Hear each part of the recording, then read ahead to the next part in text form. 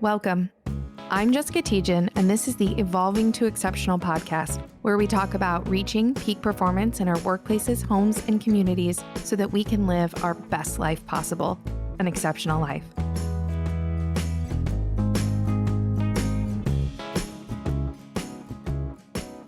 Welcome back to the Evolving to Exceptional podcast. I am super excited to have a very special guest here with us this week, Paige Galka. Paige is an HR professional working in the St. Louis area. She has been in the industry for about 5 years and worked with both startups and Fortune 500. So she's got the unique experience of both really big organizations and smaller organizations where she's the primary HR resource. So, Paige, I always like to kind of start off by giving you a chance to tell a little bit about yourself, about why you do what you do, and what makes you passionate about it, and anything else that you want to share, kind of about your background and experience. Yeah, absolutely. Hi, everybody. Like Jessica said, my name is Paige, and I went to college for HR. This is what I wanted to do. I just think people are like the most important part of an organization and these huge organizations. And I mean, they're super important to us. I mean, they employ us, there are paychecks. And so the aspect of taking care of those people, what makes it best. I like training, I love interviewing, just like the people aspect of it. So that's kind of why I went into HR. And then, like Jessica said, I've worked with huge Fortune 500 companies. I've worked for Target and Nestle Purina in an HR aspect.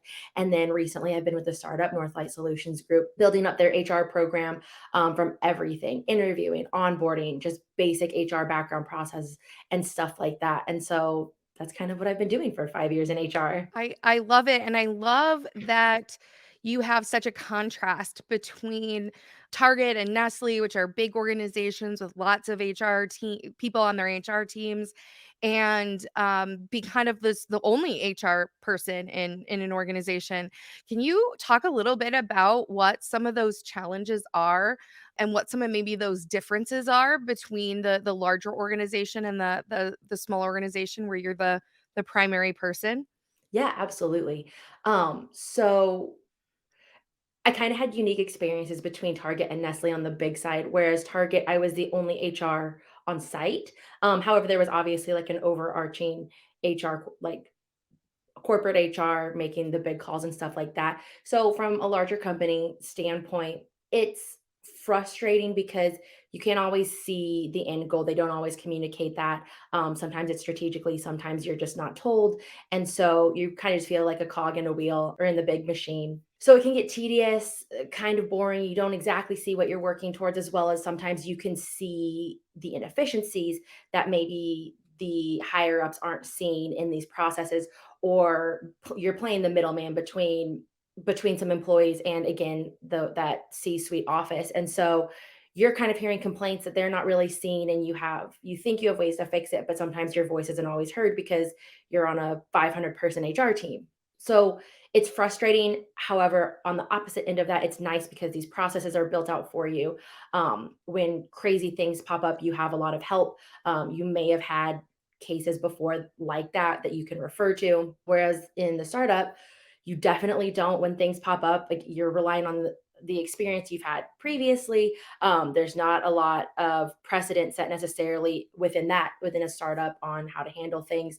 So making sure that aligns with company goals, culture, policy, stuff like that. And then other struggles in a startup are just, at least for me, there was essentially nothing when I got there. So at Target and Purina, there's templates like here's the email you send for X, here's the email you send for Y. Whereas here it was building everything from scratch, making sure the verbiage is perfect, from like a compliance setting to does it also sound good from a candidate perspective or an internal perspective and stuff like that. And then also same thing with just processes. So again, there's no templates, there's no laid out guidelines. But I really loved that because coming from those larger companies where you could see inefficiencies but nothing could change, or you weren't big enough to change it, here you can build it however you want, however you see fit. You're getting feedback immediately from employees and higher ups, and you can make those adjustments. So I like the creative ability and autonomy to just build the process to best fit the company. You know what I think? One thing you said there really stuck out to me, which is that how much communication is required in from an HR perspective and a talent perspective, and I think often it's even more critical in when you're that solo HR person because, like you talked about, you've got to draft all the different emails, all the different communications, all the different processes, how you're going to interview, the questions you're going to interview, all of those different parts and pieces. There's just a lot of creation and communication involved in those activities, probably a lot more so than in the bigger organization where it's more about like that execution of that the process has been kind of established, so it's more about you know doing it than building or creating it. Is that a fair a statement? Yeah, 100%. So when it comes to those challenges, what do you find to be your biggest challenge right now in the startup? Working for the organization that you're with now, what do you find to be the biggest challenge? With the communication, Or um or just in general, what's the biggest challenge in terms oh, of HR in your smaller, startup organization? What are you facing right now in that organization? I think the biggest issue I'm having right now is the sourcing aspect of HR. I mean, larger companies have entire recruiting teams that have sourcers on them. Where here, yes, it's a small team and we're not hiring at the capacity that Fortune 500s are hiring. However, sourcing takes a lot of time. Going out there, cold calling, reaching out to people on LinkedIn, stuff like that. And also, again, with that, there was no original quick templates like, here's what you do to reach out, here's the call, here's the verbiage you're going to use and stuff like that. So finding those candidates, and then also on the opposite end of that, when you post a job on LinkedIn and coming from a completely remote thing where everybody's wanting to work remotely, 200, 300 applicants are coming in, being an HR team of one and filing through resume reviews, it's a huge time commitment. So taking on the entire recruiting aspect of this, as well as all of your typical HR background, operations pieces of HR. That's such a good point, and I having come from, myself from a background of building up an HR department that from nothing where it didn't exist, and that wasn't a new company, it was just a company that had existed for a long time without needing, that amount of support, and you end up finding yourself almost totally consumed, especially if you're in a hiring mode with the recruiting and the hiring aspects. And there's a lot of administration, I think, that goes into hiring and onboarding that the vast, the broader organization has no visibility to of how much it takes to run all the background checks, do all the interviewing, get an offer letter, get the start date set up, get all the paperwork completed. All of those steps can be really, really time consuming and almost like usurp so that that's all you can really focus on from an HR perspective if you're the only resource in the group. Have you felt like that? Yes, for sure. And so I try and like break up my week when I'm recruiting and onboarding. But to your point, if I'm onboarding a new candidate or multiple candidates, that's my entire day is their onboarding experience. It's their first day. You want to make sure they feel like they understand what's going on because it's always hectic switching to a new job. So making sure they feel supported, but then I'm also the one doing the background stuff. Like, so when I give them their lunch break, it's not my lunch break. That's my time for the paperwork, the background checks, making sure Mhm. their payroll is set up, making sure they have access to all of the different systems and stuff like that. And so, yeah, I mean, I call them my dead days, like if I'm onboarding, Yeah. because I am of no use to anyone else of any other projects or any other aspect at that time. So do you have to is a lot of that manual at this point, or have you automated some of those tasks or activities? Do you use some type of HR system? Yeah, we do. So our payroll is automated and we have a lot. I mean, since we're remote, we have to. A lot of our paperwork is virtual. So that's nice. Just being able to send that to them and they send it back to me. So it's not like the old fashioned HR where you get everything and you're scanning it through to add to a physical file. So I am saving time from a virtual aspect, which is great because I don't know where I'd find that time otherwise. Yeah, so I was part of the old-fashioned HR when I started out, and I remember we actually faxed background checks, that I mean, I just can't even believe we did that back then. So yeah, I mean, it's really challenging. I wonder a bit about, because of how much time all of that takes, is it a struggle to get to more of the training development, leadership or manager development, or even performance management, aspects of HR and talent management. Yes, 100%. Luckily, there's lulls, peaks and valleys in at least the startup I'm at, our recruiting system. So right now is a really, really high recruiting time. We're recruiting for 3 roles, which doesn't sound like a lot, but coming from a company of about 15, that's a lot of seats to fill at one time. That being said, I've had times where we have no open positions. And so that's given me time to build up those other processes to train the managers, get a performance program and process in place. And so I have a little bit of quote a buffer because I have set some of those things up already. However, when during our like performance review season and stuff like that, if there's any open roles, it's really how long are you working to make sure everything's getting completed. So yeah, sometimes you can get it done and hopefully like you're taking advantage of that time to get as much prepared for like recruiting season. Um, but if it happens all at once, it's honestly just chaos and I just have a lot of lists going on. So tell me a little bit about like what are you able to do from a small startup, business standpoint with respect to developing, say, your leaders and managers or even your employees overall? Yeah, absolutely. So a lot of it is out reaching out to HR support companies and getting trainings, what is already out there as opposed to starting from scratch. What's really nice is right now my company is a subset of Salesforce, and so Salesforce has they call them trailheads. So there's already tons of trainings out there for our delivery team to go out and say, so I can email them weekly and say, hey, here's your allotted time to work on trailheads this week. Focus on this or work on the like you're already halfway to this certification, like keep chugging away at that. And so the employee standpoint, that's already kind of set for me, which is really nice. And then for managers, it's been a little bit of what trainings already exist out there that we Mhm. can get ready and then come it's a small organization so it's not too hard to organize all of my leaders at one time and say like we're going to knock this training out together, but there has been some building just management principles. How are we doing it like the Northlight way? And so building some of those trainings from scratch. So when you talk about like the Salesforce trailheads, are those like certifications and training specific to like how to do consulting work around, Salesforce and the technology?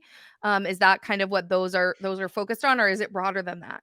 It's more of their technical skills and not their soft skills. So they're working on the delivery aspects, how to build this requirement and stuff like that. So it's a little more technical, a lot more nitty gritty. And I won't go too much more into that because I am not the Right. technical player here. Right. Um, but it is more technical. As far as their soft skills goes, kind of the same thing as the management going out. What just general trainings are out there to help build your people and help build their soft skills.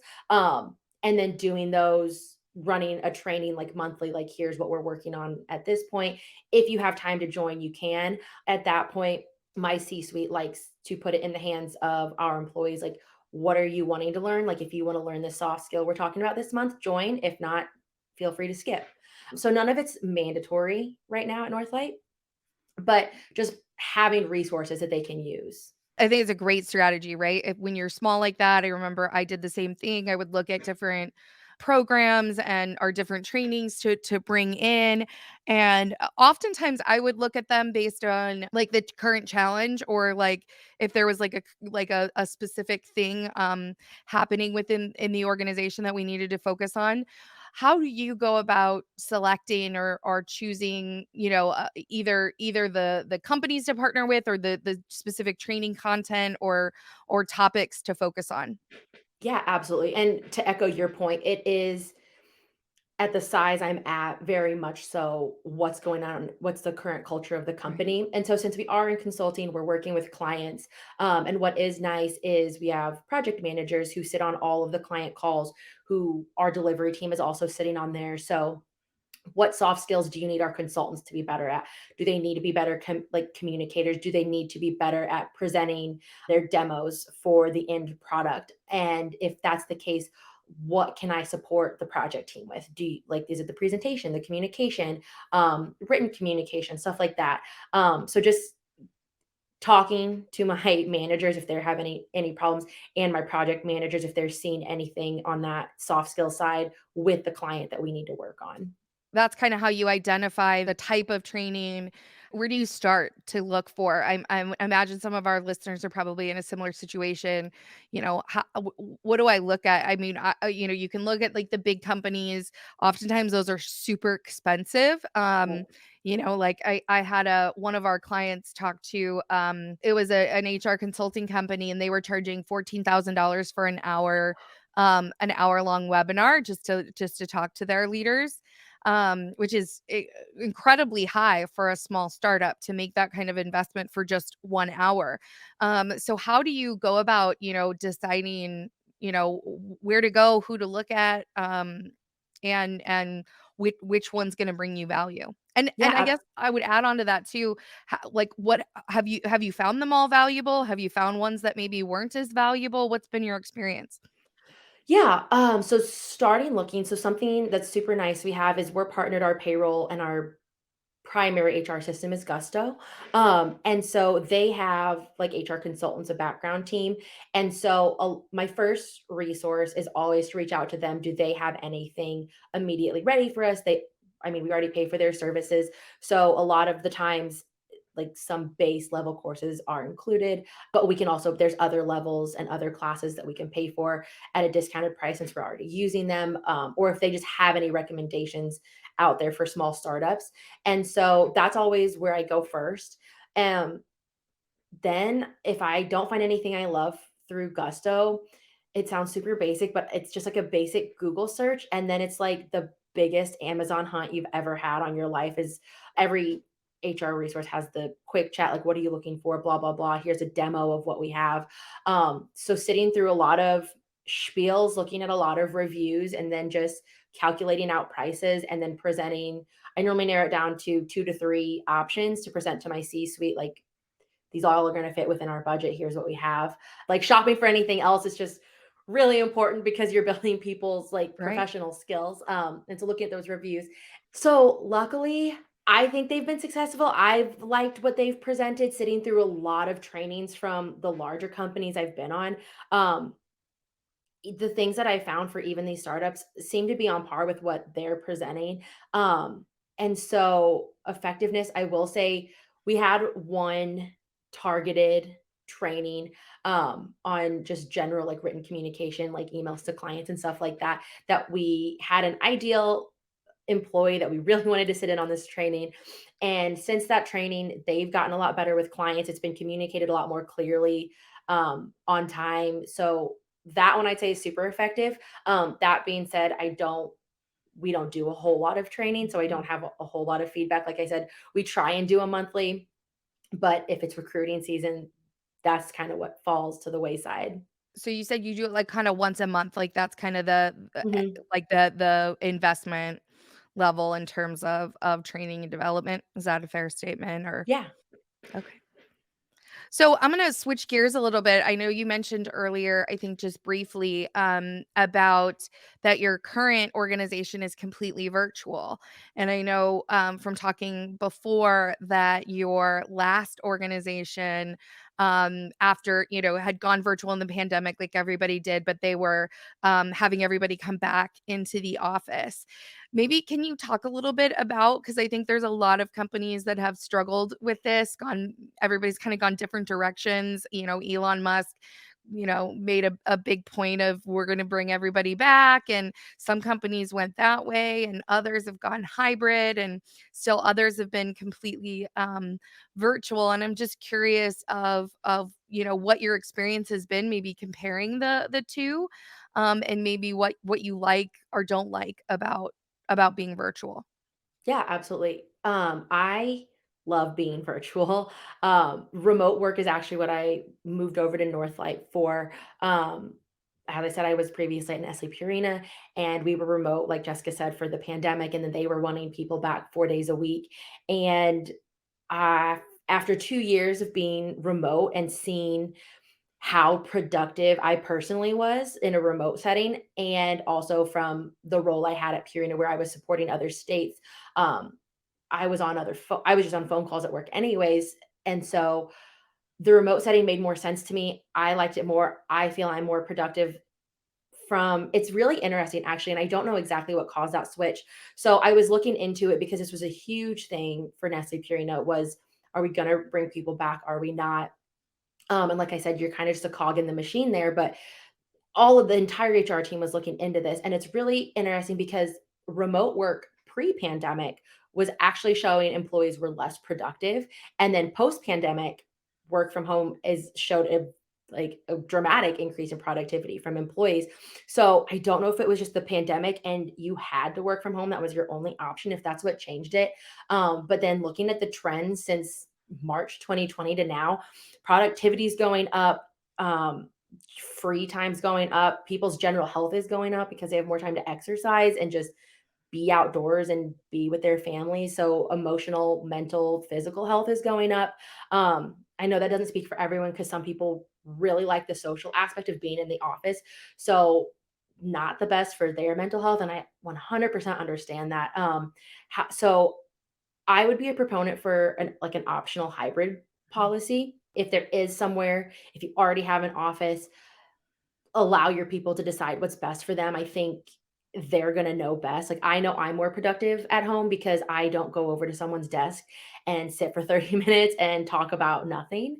And so I'm more productive in that. But also, over 85% of people work better if they actually have to sit down and be productive and work on a project. Over 85% of people say they work better alone. And so you're Mhm. not getting those distractions, and so from someone whose job is very project oriented, it's super beneficial for me to be at home.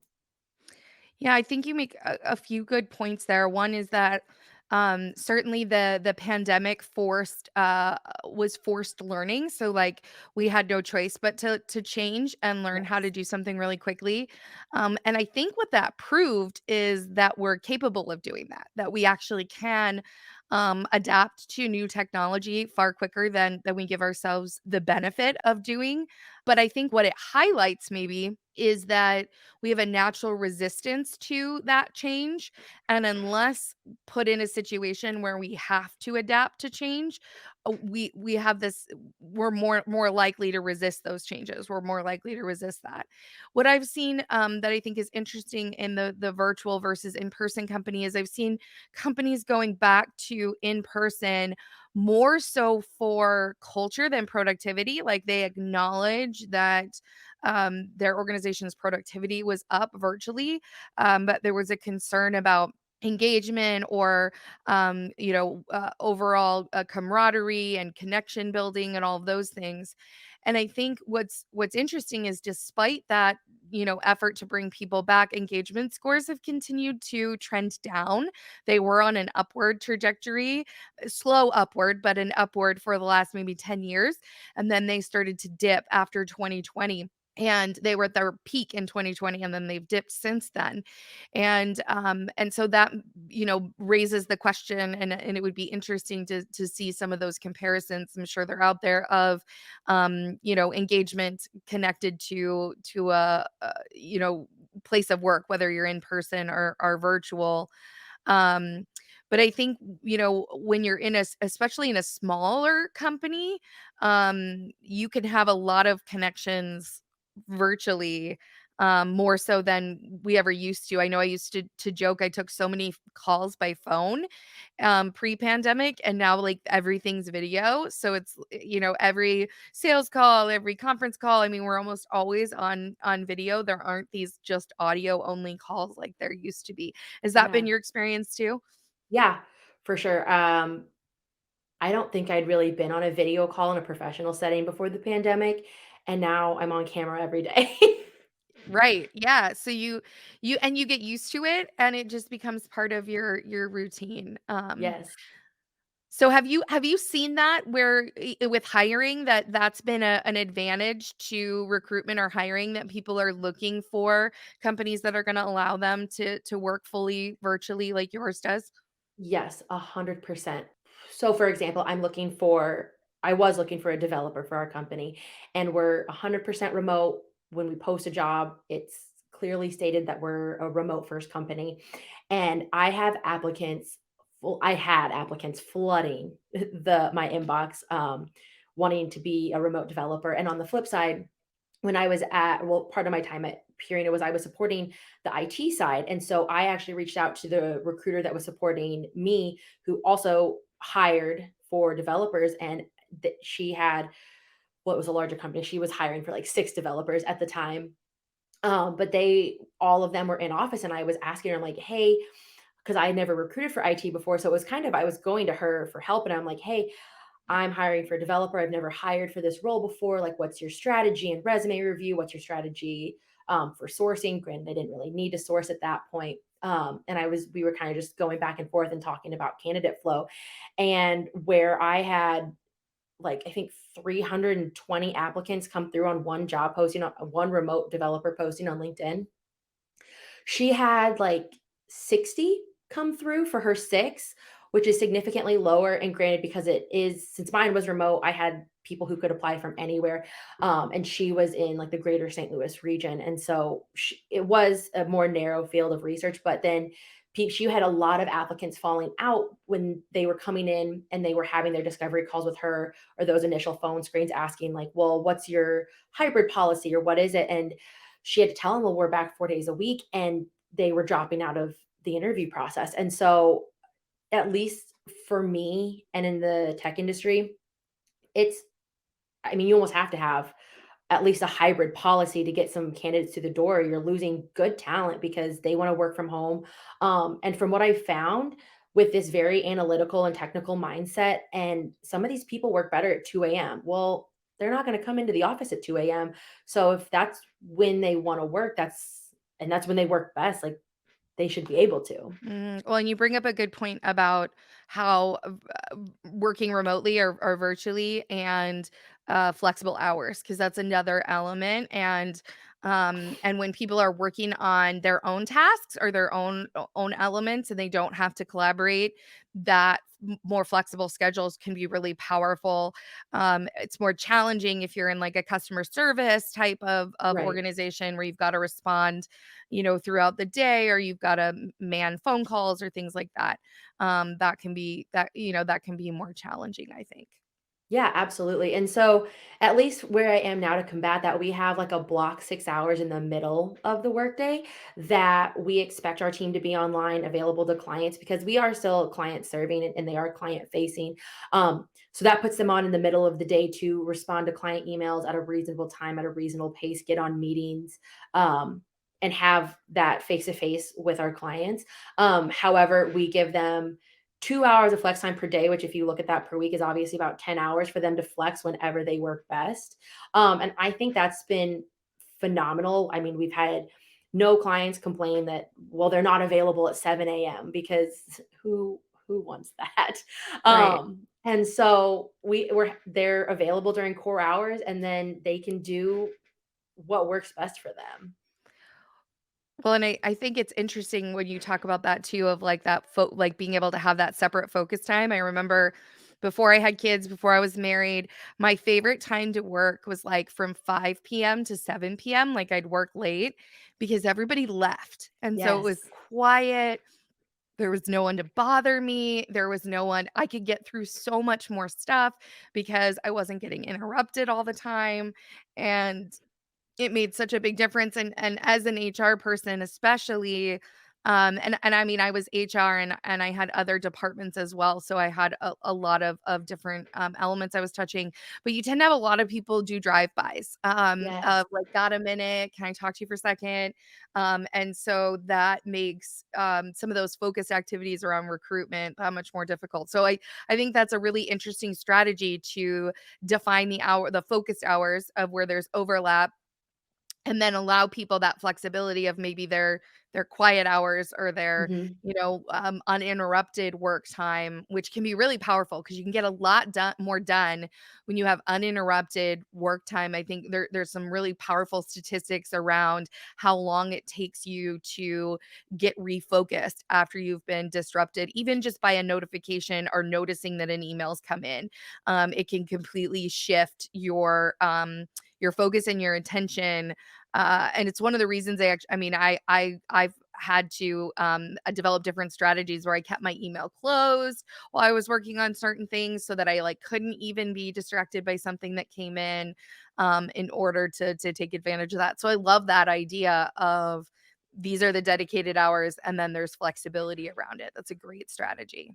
Yes, 100%, and I think granted that was implicated at Northlight before I got there, I just think it has worked out well, and I've watched it work out well because, again, to echo your point, I did the same thing. I was on the opposite side. I would go in really, really early to the office, and it would be, like, a little bit dark. It'd be dead silent. No one was Yep. there, but, like, from 7 AM to, like, 8:30, that's when I cranked out anything difficult was the first thing I was doing Yep. because the second other people were coming in, like, day was essentially over for me. Like, that had to be, like, the mindless, tedious background tasks almost because like you said, people are doing drive-bys and you're stopping wherever you are in the middle of whatever you're doing for that drive-by. Well, and now I have such a different perspective on that in that, as I've explored and understood the neuroscience effects of those interactions, what ends up happening is when it's peaceful and quiet like that, we're in this like balanced state, right? Our nervous Mhm. system's balanced, so we really can operate at our peak capacity. We can get things done really well, and sometimes even when you're doing that, you're like, how did I just get all that done, and then when you're being constantly interrupted, what's happening is your nervous system's getting triggered, and so especially if those interruptions are stressful in some way, so then you're like triggered into your fight or flight response or maybe your freeze response, and so as you get into that, your heart rate goes up, maybe you get like kind of amped or like energized in different ways, and now you've shifted your nervous system and literally your whole source of energy in a way that is less productive and less effective. And so we were talking about virtual work. I think that might be a big part of it, in that when you're in the office, you're constantly impacted by other people's physiological state, by what their nervous system is doing as you're interacting with them. So if somebody's really hyped up, I can't believe that customer, da da da da, or that person didn't call me back, or whatever the situation is, everybody around them kind of feels that, and it shifts them. It shifts your nervous system. So when it gets quiet again, now you're able to just be back within your own and not being impacted by other people. So I wonder, a lot of that productivity is that people aren't as trained in how to rebalance their nervous system after those interactions. And so when you're in the workplace, you're almost constantly being kind of jerked around based upon your triggers and other people's emotional states.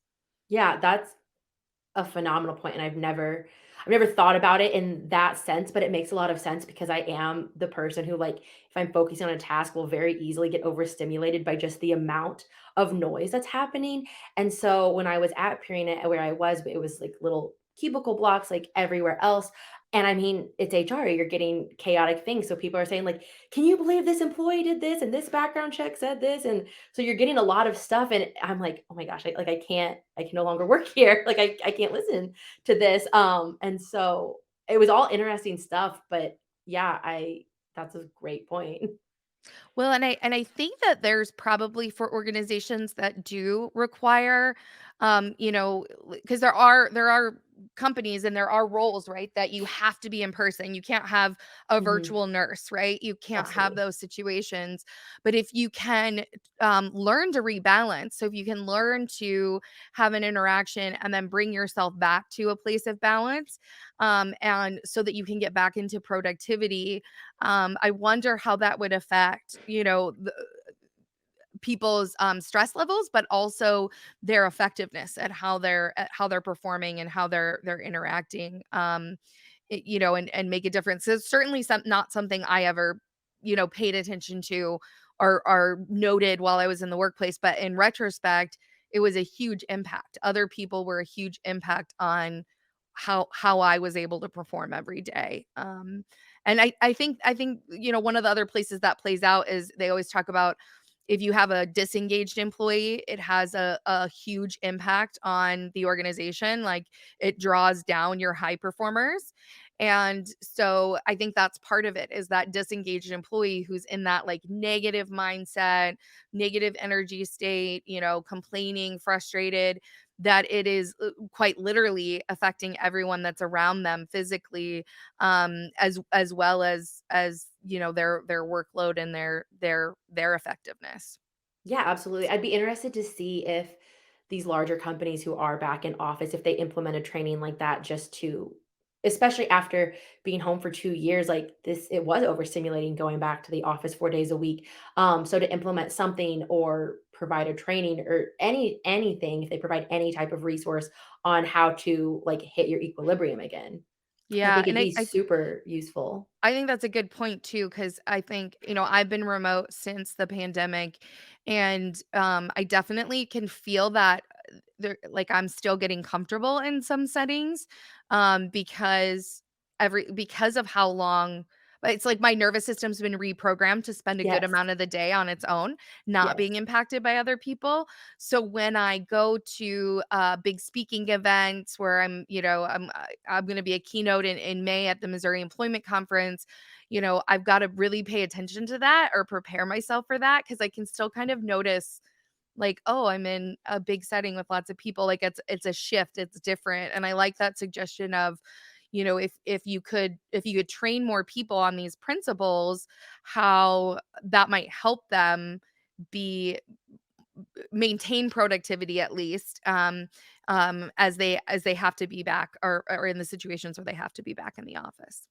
Yeah, I would have loved it when I went back because I went back for about 6 months before I switched to Northlight, and like I said, that first 90 minutes was great, but then by, like, lunchtime when everybody's up and, Yeah. like, the day's really going, it would have been beneficial to me to be like, "Refocus, like, put your headphones in, just do something else, Yeah. and get back to just being productive for the day." Yeah. Well, and I think what's important to hit on there too is that when we're triggered in that way, it's involuntary. So when our nervous system gets triggered by someone else, it's not like a conscious choice to be activated, because it's automatic. It's pre-programmed into us as part of our Mhm. our defense and physiology. You can't like train it out of people. Like you can't people can make shifts in terms of their ability to bounce back from those situations, but you can't be like, just don't react, just don't let things bother you. Like it doesn't actually work. Like that's not how we're biologically wired.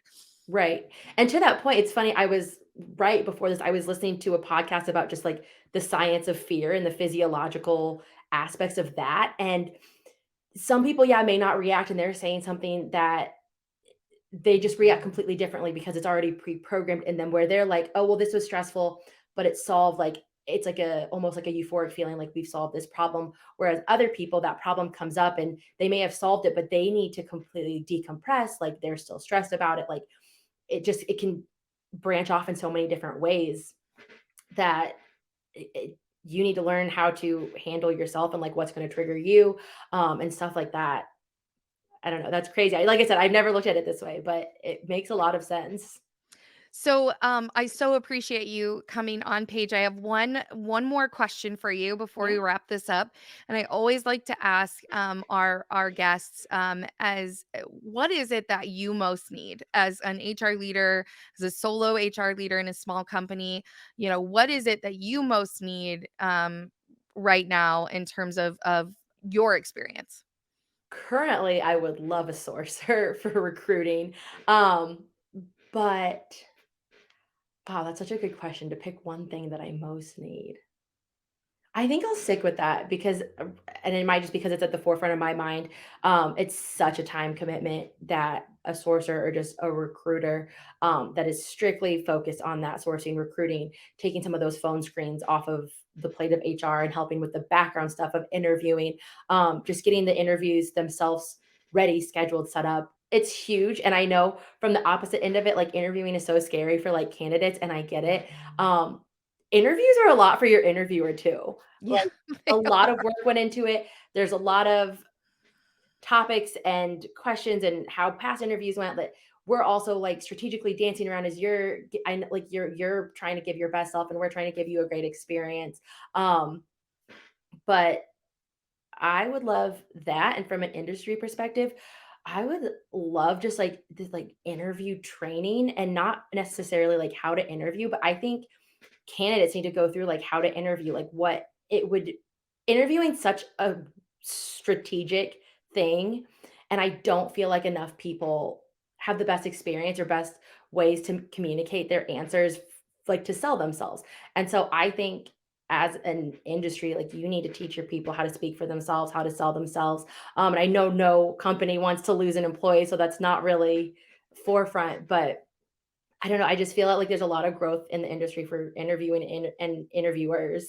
I think that's a great piece of advice to the average person to really think about how they can prepare to communicate effectively in an interview to help their job prospects when they're looking to get a job, because I agree with you, that can really hinder whether you get hired or not. Yeah, and I've seen Um great applicants, great experience come through, but they don't know how to sell it, and right. so it's just crazy because 'cause I'm like, "You're perfect." Um, and in the tech world, it's nice because you can kinda overlook that because sometimes they're not gonna Right. be that first person, but I it's such a good skill. So one last question, what would you like to bring most to your business? What do you feel would help or support your business the most right now, face with the challenges that it currently faces? I would say management training. A lot of our managers were promoted based on skill, which is great. However, they've never been people leaders before, and so bringing the knowledge of what people leadership is and how to support your team members best. I absolutely love it. It's so important. Managers account for 70% of the difference when it comes to employee engagement. And we know that employee engagement ties to major performance, sales, productivity, and revenue numbers, just to name a few of the metrics. So, absolutely, manager training can be so impactful and powerful. Well, thank you, Paige, so much for coming on. This is a great discussion. We so appreciate you sharing your experience, your background with us. Any final thoughts you want to leave the viewers with before we wrap up? Just practice your interviewing skills. Look up I love basic it. questions. It's a great like final suggestion of take some time, figure learn how to do it effectively, and it'll make a really big difference. Yeah, absolutely. Thanks so much for your time, Jessica. This was super fun. Absolutely. I'm so glad you were able to come on, and I thank you, and I look forward to us continuing to get to talk and get to know each other. Yeah, absolutely. Thanks, Jessica.